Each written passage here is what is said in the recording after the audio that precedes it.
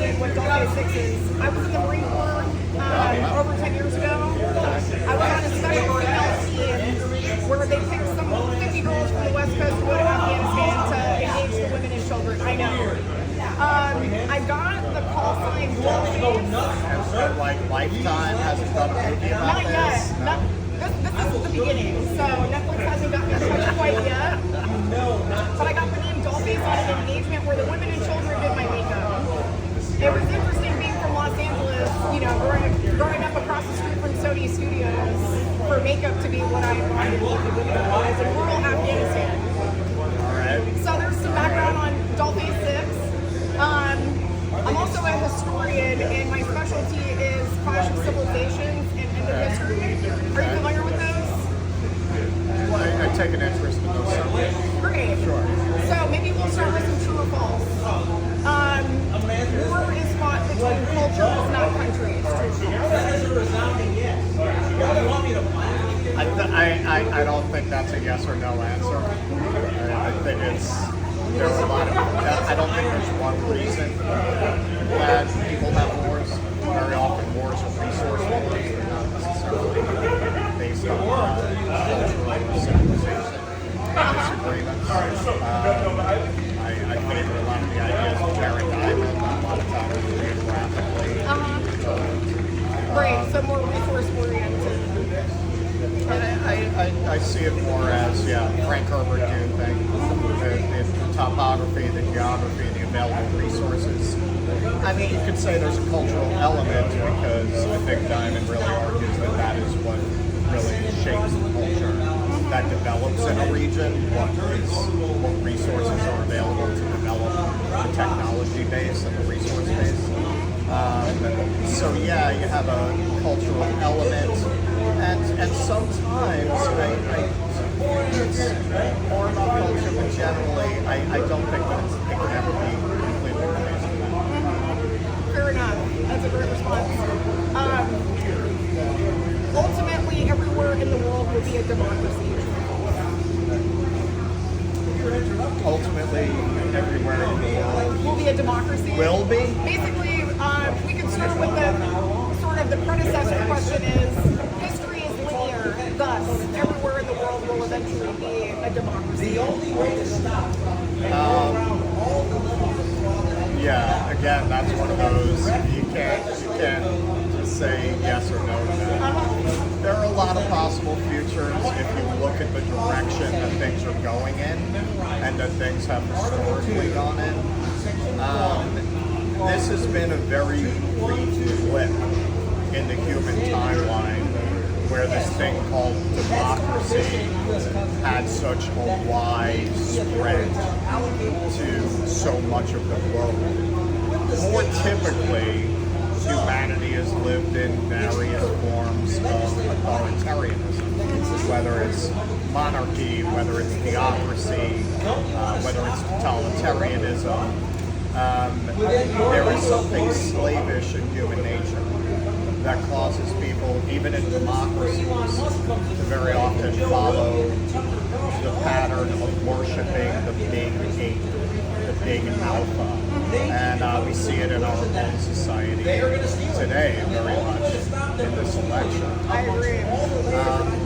So if you look at where things are going and where things have been, we're more likely to wind up in some kind of corporatocracy with fascist elements than in a universal democracy, I would say. You know what? Nobody ever thinks of it for its projection of future possibilities, but the Alien series kind of presents a world like that, where the corporations are governments with their own military.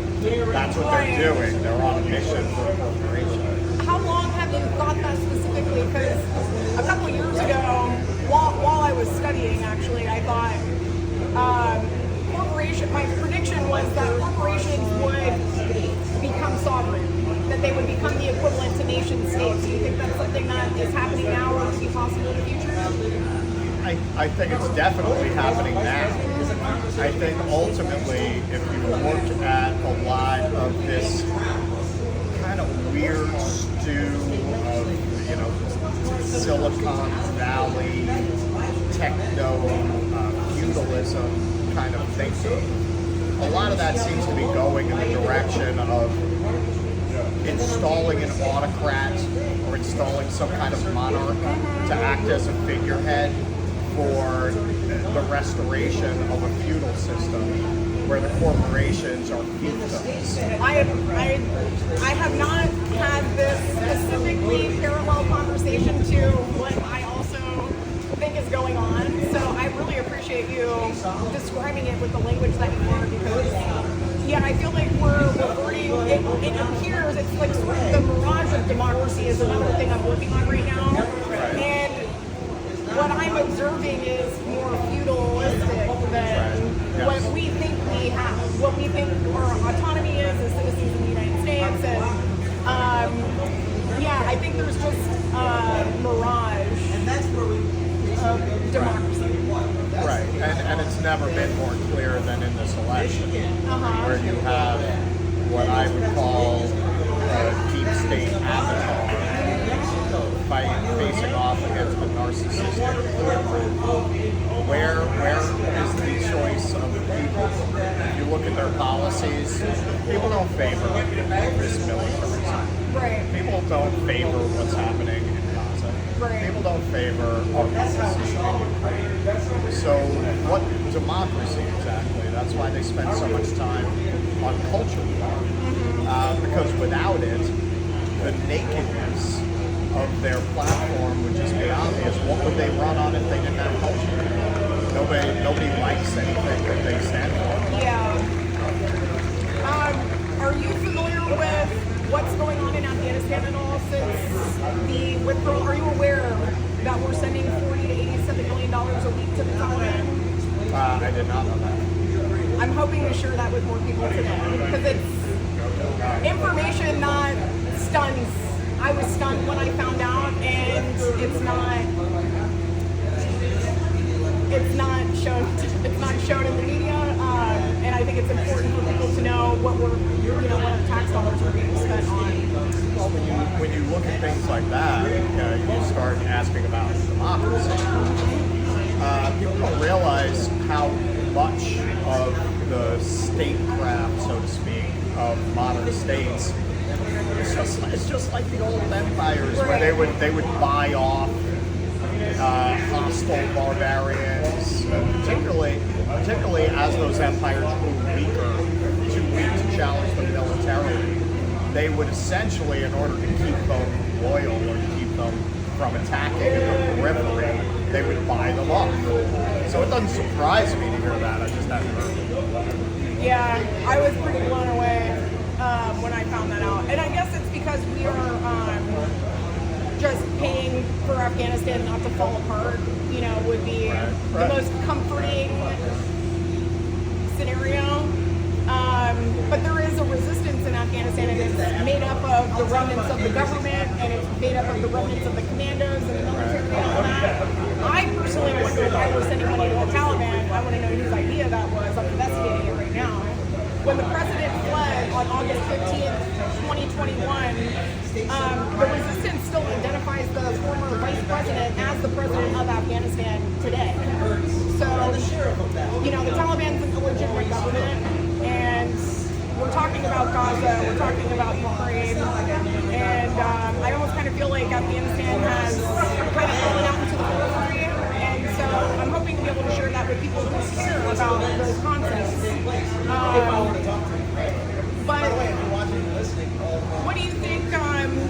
I'll share this with you. So the commander of the National Resistance Front at this moment is the son of the commander of the National Resistance Front from the 90s, who were fighting the Taliban in the 90s. Afghanistan is a very tribal place, and a lot of their wars are fought culturally, they're culture wars, you could say, probably, within Afghanistan. He was able to rally a lot of tribes to build an alliance called the Northern Alliance. And, he spoke French, and he would go to Europe, and he would tell people, hey, terrorism is really bad in Afghanistan. It's a professional thing. And he told the United States that 9/11 was coming and was killed by the first suicide bomb ever recorded in Afghanistan 2 days before 9/11. spreading the new nationalism from.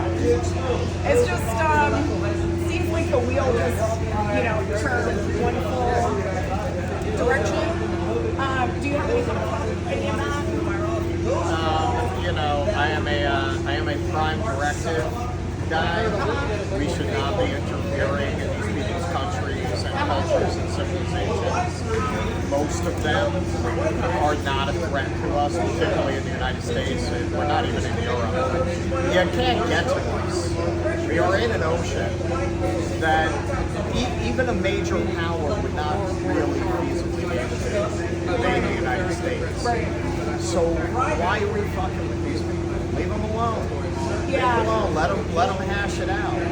Of course, these are all games of global domination and global power that do not really benefit the American people at all. And the American people, going back to democracy, they don't want this. They don't want this. Who do you vote for who's not going to give you this, who can feasibly win? Nobody, because the press is owned by the two-party system.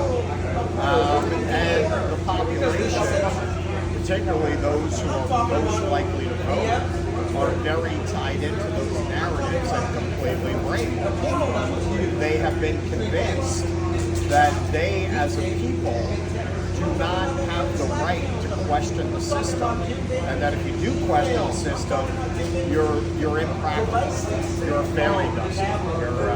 You're asking for a pony. When you're just saying a contest between Donald Trump and Kamala Harris is a joke. It's a joke. At that point, how do you say we have a representative democracy? Particularly when one of these two candidates was installed. Nobody even voted. No, I agree with you, and it's hard because you can't have these conversations with a lot of people. People just kind of get a little too inflamed about it. But just again, a parallel. We installed the Taliban in Afghanistan as the new government, and people aren't. To me, I saw that installation of Kamala Harris as the candidate as very reminiscent of the installation of the Taliban in Afghanistan. I don't see what the difference is. So I can appreciate that you and that there are people out there who also are dissatisfied with the candidate because, for example, some of our speakers who are going to be here tomorrow probably would have been the candidate, and it's the same thing that they did in 2016 with Bernie Sanders. They made him the sacrificial lamb. At least that was my impression of what happened. And it could have very well been Tulsi or RFK Jr. as the Democratic candidate had the DNC authorized it.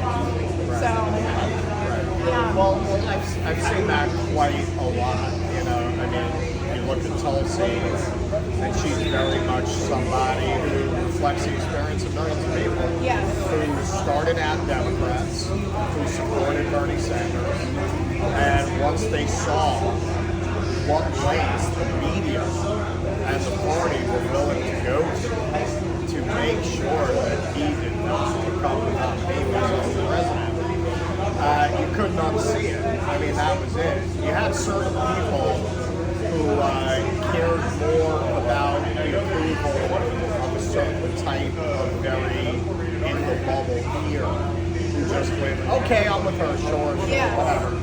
But millions of people walked away. And I mean, I'm one of them. Jimmy Dore is one of them. Oh, I love Jimmy Dore. Jimmy was an Obama voter. Oh, yeah. And I was an Obama voter, No, literally millions of us walked out because you can never see it the same way again. You can never believe, once you saw that, you could never believe that the media is reporting. It was very depressing. Like for about a month after realizing everything I've ever been told about politics is a lie. It's a hard day, man. It's a hard day. Yeah, I had that same experience. I was actually in college in San Diego during the Trump-Clinton campaign, and the rain election in 2016, and it was gnarly. But when I saw what they did with Bernie Sanders. It was kind of one of those moments You know what I just realized? I stole my Hopefully they have Find My iPhone, or you can. Do you know whose it is? No, I have no idea, but I'm pretty sure I know where I took it from. Okay. I took it from like the coffee service, but I thought that You accidentally, you thought it was yours. because the same color. Yeah, it looks like. I mean, I would have done the same thing because they look almost identical. Exactly. I saw it and I was like, that's weird. I'm very good about never leaving my shit anywhere. Yeah. But somebody's freaking out. But all right. So, if you don't mind indulging me a little bit, if you could, you can use what you would think the definition term is, or what your personal interpretation of the term is. But what does the term democracy mean to you? That's a good question. Democracy is a system in which the people truly govern through their vote. I'm not opposed to having representatives because of the complications of a system where, say, everything was done by referendum. Although I do like referendums being in the mix, particularly for major decisions. The problem that we confront in our age, but all systems are doomed to fail over a long enough period of time. Entropy will claim any system that you set up, whether it's communism, capitalism, whatever. Eventually, all systems will collapse under the weight of corruption. Sooner or later, all systems will come down. We're at a moment in time here where, whether you're a communist, a Marxist, or not, you can take wisdom from anywhere. And Marx's description of what late-stage capitalism would look like is very much what we are living in. He predicts that at the end stage, the capitalist class will become so greedy that with nothing left to feed on, they'll devour the state. They'll eat the treasury. And that's where we are today. Yeah. The question is, how do you fix it? Can it be fixed? Do you need a total revolution? Can you have a reformist movement that restores some kind of a balance? As I would argue, we've had to some extent in the post-war period. And whenever you say that, people say, well, what about disenfranchised groups in that period? Yes, of course, that was terrible, but can you have that without the disenfranchised group? Can you have that where everybody is included? Or do you need to completely throw out that system entirely and start with something new? And if you did, what would that be? I think at this moment, that conversation is really consuming us. I think it's complicated by the fact that you have this medium of the internet, which on the one hand, this whole thing is happening because of the internet. Oh, yeah. And on the other hand, the FBI and the CIA used to send people in to get different political factions fighting with each other. They don't have to do that anymore. The algorithm does that. The algorithm makes everybody fight with everybody. And frankly, a lot of people in my profession, I'm a professional podcaster. Oh man, a lot of them really don't have any ethics about what they tell people. They know where the money is, and the money is in on what they're telling people just the most infuriating culture war stuff you can on one side or the other. It's reform, you know, and Reform. That's it. Get everyone angry. Yeah. And it just keeps them distracted from really addressing what's upstream from those issues. So I think we're in a really, really challenging time. And I think after this election, no matter who wins, I suspect in my gut it's going to be Kamala, frankly. I was going to ask if you had any predictions. I think it's going to be Kamala. I really do. Look, Trump did not win in 2016 so much as there were a perfect combination of elements that made Hillary lose it. He had Steve Bannon. Now, Trump being who he is, his ego would not allow him to have a Karl Rove who shaped his policy agenda we had not whacked Bannon, we'd be finishing up Trump's second term right now. He has no Steve Bannon. He has no one to keep him on track. He has no one to really guide him. And people don't like him. And with Kamala, and they never did, but they liked Hillary even less. And he had Bannon. Now, they are running Kamala Harris, and it's remarkable. I'm working on a video essay about this. She's the first AI candidate. She's constructed in a lab. I mean, she's not literally.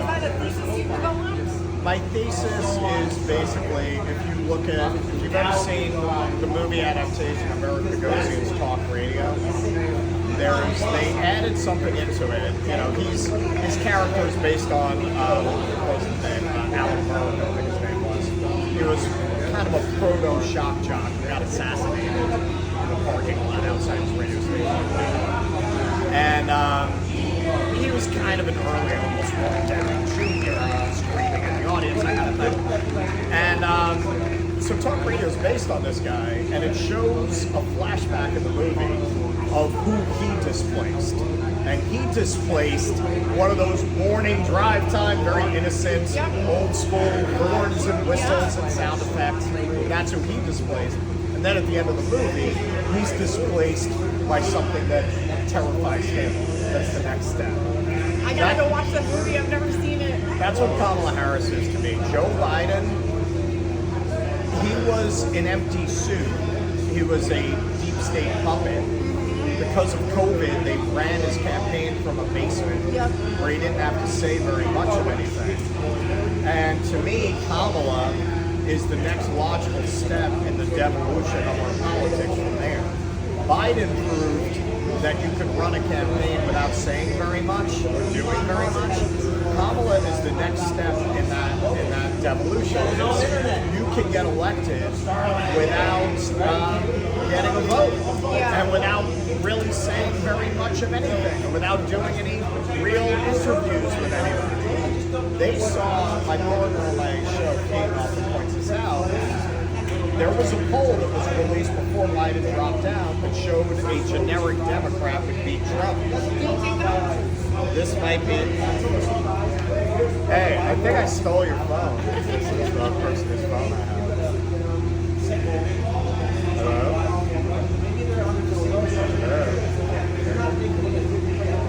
Okay.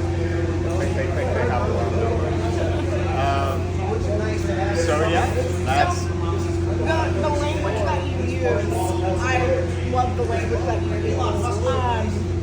Did you develop that language, or did you hear that somewhere? Kamala Harris is the first AI president. That's me. It's excellent. I'm going to push that, and I'm going to give you the credit for that, because, you know, that's kind of... Okay, another question. Democracy can only be achieved through a revolution, true or false? Yeah, sure. That's my finding at the moment. And so I'm just curious how people are going to answer. You know, there are no right or wrong answers to the questions that I've created. Clash of Civilizations was written by a political scientist, Samuel Huntington, and his thesis was war is fought between cultures, not countries. It was a response to his students' thesis, The End of History and The Last Man, that posits history is linear and ultimately every world will be a democracy. Well, I mean, that's very new.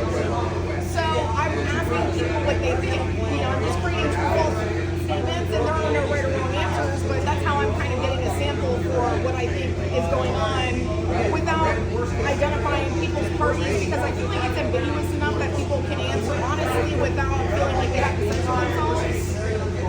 I mean, that was what we thought in the 90s. Yeah. You know, I always say the song of the 90s is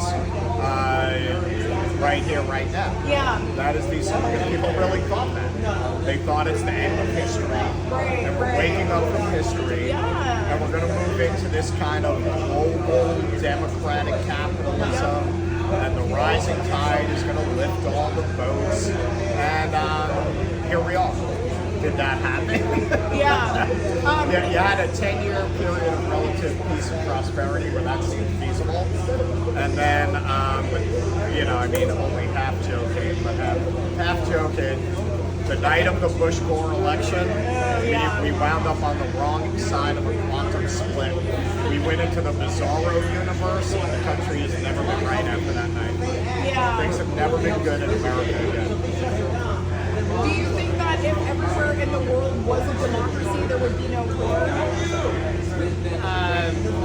No, I wouldn't say that. Okay. I wouldn't say that. Again, I mean, I tend to believe that resources are elements of it. Yeah. So you're still going to have. Fair. They'll just paint the democracy as not a democracy that they want to steal resources from.